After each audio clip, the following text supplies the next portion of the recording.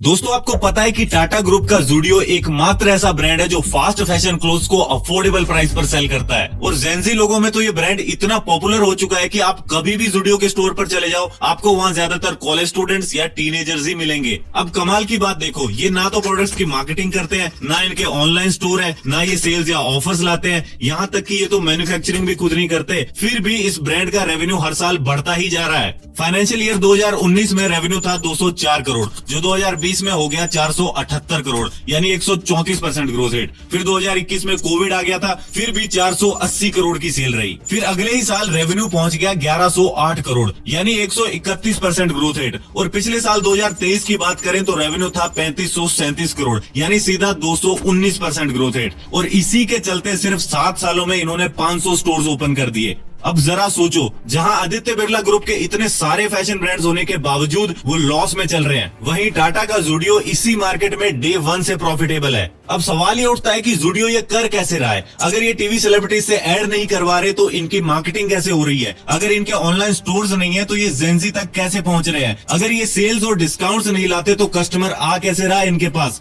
इन सभी सवालों के जवाब तो हम इस वीडियो में जानेंगे। साथ ही ये भी जानेंगे कि ज़ूडियो की क्या बिजनेस स्ट्रेटेजीज है, कैसे ये अफोर्डेबल प्राइस पर प्रोडक्ट बेच के भी हाई प्रॉफिट जनरेट करते हैं, और सबसे इंपॉर्टेंट, इन्होंने इतना जल्दी मार्केट कैसे कैप्चर किया।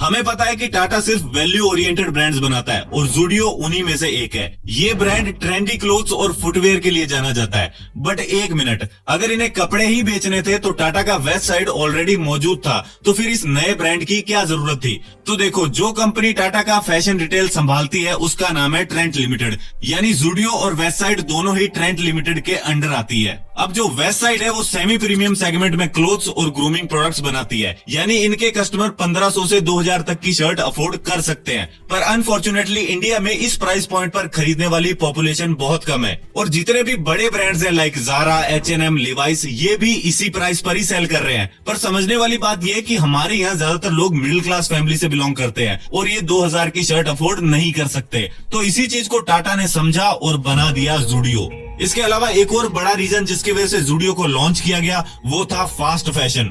इंडिया में इंटरनेट के आने के बाद लोग अब अपने फेवरेट इन्फ्लुएंसर्स और सेलिब्रिटीज के जैसा दिखना चाहते थे। पर प्रॉब्लम ये थी कि ट्रेंडी कपड़े ढूंढने बहुत मुश्किल थे, बोथ ऑनलाइन एंड ऑफलाइन। और जैसे तैसे करके ऑनलाइन ऑर्डर कर भी देते तो उस टाइम 2016-17 में 10-15 दिन लग जाते थे डिलीवरी में, जिससे आधा ट्रेंड तो कपड़े आते आते ही खत्म हो जाता था। तो टाटा ने इस चीज को समझा कि फास्ट फैशन की कैटेगरी में पॉकेट फ्रेंडली प्रोडक्ट्स कोई भी नहीं बना रहा है और इसकी डिमांड भी आने वाले टाइम में बढ़ने वाली है। तो इन्हीं चीजों को मद्देनजर रखते हुए ज़ूडियो को 2016 में मार्केट में उतारा गया।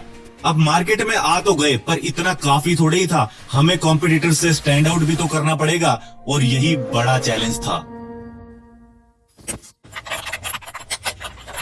सबसे बड़ी प्रॉब्लम जिसके बारे में हम बात कर चुके हैं कि जो भी ब्रांड्स फास्ट फैशन डिजाइन के क्लोथ्स बनाते हैं like Zaara, H&M, Reliance trends, ये सब मिडिल क्लास आदमी की पहुंच से बाहर होते हैं। तो कस्टमर इसका ऑल्टरनेटिव देखता है कि यही डिजाइन अफोर्डेबल प्राइस पर कौन दे रहा है। अब स्मॉल सिटीज में पहले तो इन डिजाइन का मिलना बहुत मुश्किल है, और फिर बहुत ढूंढने के बाद कहीं मिल भी जाए तो क्वालिटी का एक बड़ा इशू रहता है। अब ऐसे में अगर कपड़े ले भी लो तो ये डर रहता है कि सही निकलेंगे भी या नहीं, और अगर नहीं निकले तो मम्मी से चप्पल अलग खानी पड़ेगी। अब ज़ूडियो को ये बात समझ में आ गई थी कि इंडिया में लोगों को सस्ती, सुंदर और टिकाऊ चीज चाहिए, तो इन्होंने सबसे पहले प्राइस पर काम किया। टी शर्ट 199, शर्ट 499, जीन 699, यहाँ तक कि इनकी सबसे महंगी आइटम भी 999 के अंडर ही होती है। कंपेयर करके बताऊं तो अगर आपको कोई शर्ट वेस्ट साइड में 1499 की मिल रही है तो रिलायंस ट्रेड में वो आपको 999 की मिलेगी और ज़ूडियो में सिर्फ 599 में मिल जाएगी। इतना प्राइस डिफरेंस नॉर्मली होता है। अब प्राइस तो लो है, पर इसकी एक प्रॉब्लम भी है, और वो ये है कि हम इंडियंस ने एक परसेप्शन बना रखा है कि अगर प्राइस लो है तो इसका मतलब क्वालिटी भी लो होगी। कहीं प्यूमा की जगह पूमा और एडिडास की जगह एडिबास तो नहीं मिल जाएगा। बट ये टाटा वाले हैं, ये ऐसा कुछ नहीं करते। इनके क्लोथ्स की क्वालिटी प्राइस को पूरी तरह से जस्टिफाई करती है। इवन ज़ूडियो की ये यूनिकनेस है कि ये अफोर्डेबल प्राइस पर एक्सीलेंट क्वालिटी प्रोवाइड करते हैं। ये हाई क्वालिटी मटेरियल यूज करते हैं, डिटेलिंग पर काम करते हैं और मेक श्योर करते हैं कि क्लोथ्स लॉन्ग लास्टिंग हो। इनके यहाँ घंटा घर वाला काम नहीं है कि कपड़े लेके घर गए और देखा कि शर्ट की एक बाजू ही गायब है, या फिर एक बार वॉश किया और उसका कलर ही फेड हो गया। नहीं, ये लोग टाटा के वारिस होने के नाते ब्रांड कमिटमेंट पर पूरा फोकस करते हैं। अब सस्ता, सुंदर और टिकाऊ प्रोडक्ट मिलने के बाद भी कस्टमर की अगली प्रॉब्लम रहती थी अवेलेबिलिटी ऑफ स्टोर्स। ज़ूडियो के आने से पहले ट्रेंडी क्लोथ्स हर सिटी में नहीं मिलते थे। जो भी बड़े ब्रांड्स इन क्लोथ्स को बना रहे हैं, इनके स्टोर्स टियर 2 या टियर 3 सिटीज में तो होते ही नहीं है और टियर 1 सिटीज में भी 1-2 ही होते हैं। ऐसे में मिडिल क्लास आदमी वहां वैसे ही नहीं जा पाता था। तो ज़ूडियो ने इस प्रॉब्लम को भी सॉल्व कर दिया। इन्होंने अपने मेजर स्टोर्स टियर 2 और टियर 3 सिटीज में ओपन किए ताकि सीधा टारगेट ऑडियंस तक पहुंचा जा सके। और आज जिस स्पीड से ये स्टोर्स ओपन कर रहे हैं, उससे ये क्लियरली पता चलता है कि ये टारगेट ऑडियंस तक पहुंच चुके हैं। अब स्टोर्स की बात हो ही रही है तो बता दूं कि जहां वेस्ट साइड को अपने पहले 200 स्टोर्स ओपन करने में 25 साल लगे, वहीं ज़ूडियो ने ये काम सिर्फ 6 सालों में कर दिखाया। और ये सब हो पाता है हाई सेल्स की वजह से। ज़ूडियो हाई मार्जिन्स की जगह हाई वॉल्यूम सेल्स पर फोकस करता है। देखो, 2 तरीके होते हैं पैसे कमाने के। या तो आप 100 रुपए का प्रोडक्ट बेचकर 30 रुपए का मार्जिन रख सकते हो, या फिर 100 रुपए के प्रोडक्ट पर 10 रुपए का मार्जिन रख सकते हो। ज़ूडियो ये सेकंड वाले ऑप्शन पर चलता है, क्योंकि इन्हें पता है कि इंडिया एक प्राइस सेंसिटिव मार्केट है। यहाँ पे कस्टमर बहुत ज्यादा है, तो मार्जिन अगर कम भी मिले तो भी हम ज्यादा माल बेच के प्रॉफिट निकाल सकते हैं। इनके अगर एक एवरेज स्टोर पर मंथली 70 लाख से 1 करोड़ तक की सेल होती है, तो सारे एक्सपेंसेस निकालने के बाद भी 3.5 से 5 लाख तक का प्रॉफिट हाथ में आ जाता है। आज इनके दिल्ली में 11, मुंबई में 21, पंजाब में 14 और बेंगलोर में 38 स्टोर्स हैं। पूरे इंडिया की बात करें तो करीब 500 स्टोर्स हैं जहां हजारों एम्प्लॉयज काम करते हैं। तो चलो अब देखते हैं कि वो कौन सी चीजें हैं जहां ज़ूडियो पैसे बचाता है। No cost on R&D।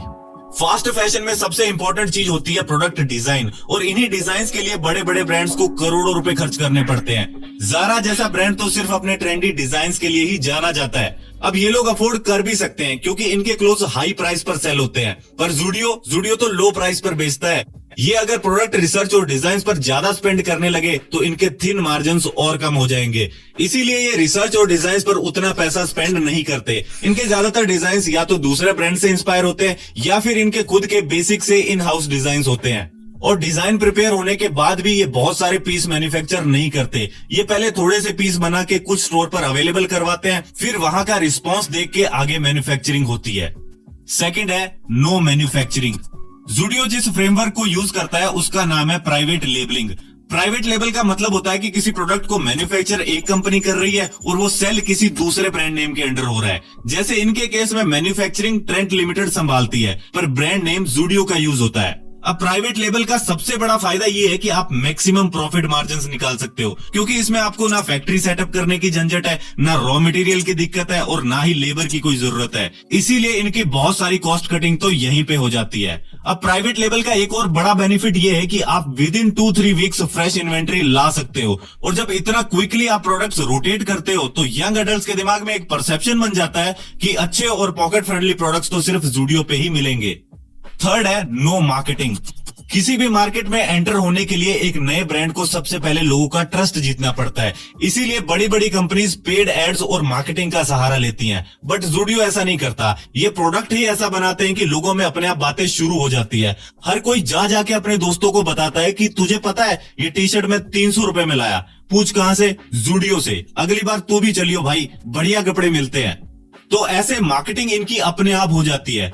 दूसरा, ज़ूडियो टाटा के अंडर आता है, और टाटा मतलब ट्रस्ट, क्योंकि इनकी 100 साल से ज्यादा की लेगेसी है। तो लोगों को ये सोचना ही नहीं पड़ता कि क्वालिटी कैसी होगी या मटेरियल कैसा है। लोगों के दिमाग में अब ये घुस चुका है कि टाटा का है तो अच्छा ही होगा।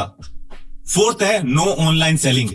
ज़ूडियो के 119 सिटीज में स्टोर्स है जो बहुत अच्छा परफॉर्म कर रहे हैं, पर फिर भी इन्होंने कभी ई कॉमर्स में जाने का नहीं सोचा। ये पूरी तरह से अपने फिजिकल स्टोर्स पर ही रिलाई करते हैं। पर ऐसा क्यों? देखो, इसके 2 रीजन है। सबसे पहले डिलीवरी कॉस्ट। जब कोई प्रोडक्ट ऑनलाइन ऑर्डर होता है तो उस पर शिपिंग कॉस्ट भी लगती है। और दूसरा रीजन है loss on returns.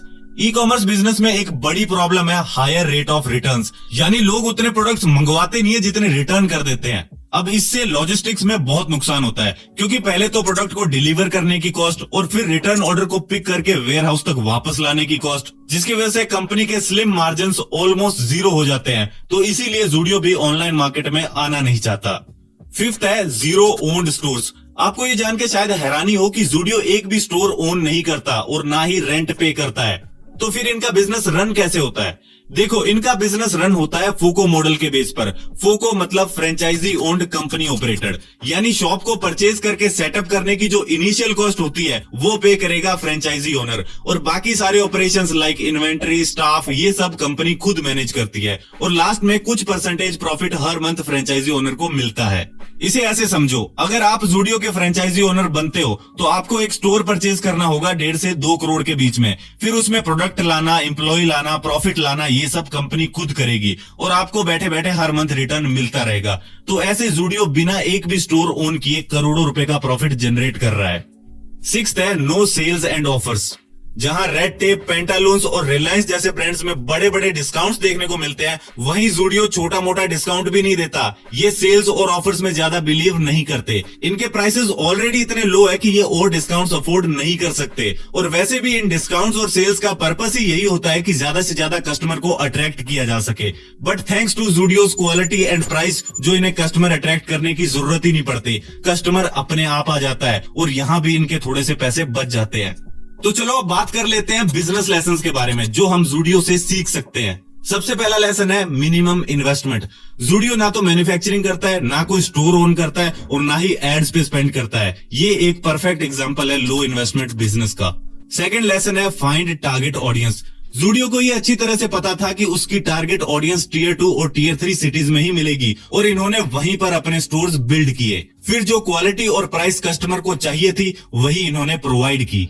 Third lesson है ओवर डिलीवर। ज़ूडियो ने शुरू से फोकस किया कि हम फास्ट फैशन प्रोडक्ट्स बनाएंगे, इसीलिए इन्होंने वैरायटी ऑफ डिजाइन्स के थ्रू कस्टमर को ओवर डिलीवर किया। जितना उन्होंने सोचा था उससे भी ज्यादा डिलीवर करने की कोशिश की। जहां बाकी ब्रांड्स के लिए नया स्टॉक लाना मुश्किल हो रहा था, ये 2-3 हफ्तों में ही पूरा स्टॉक बदल रहे थे, और इसी वजह से ये इतना जल्दी एक्सपेंड कर पाए। तो दोस्तों, आज की इस वीडियो में बस इतना ही। वीडियो पसंद आई तो लाइक और शेयर कर दीजिए। मैं मिलता हूं आपसे नेक्स्ट वीडियो में। धन्यवाद फॉर वॉचिंग।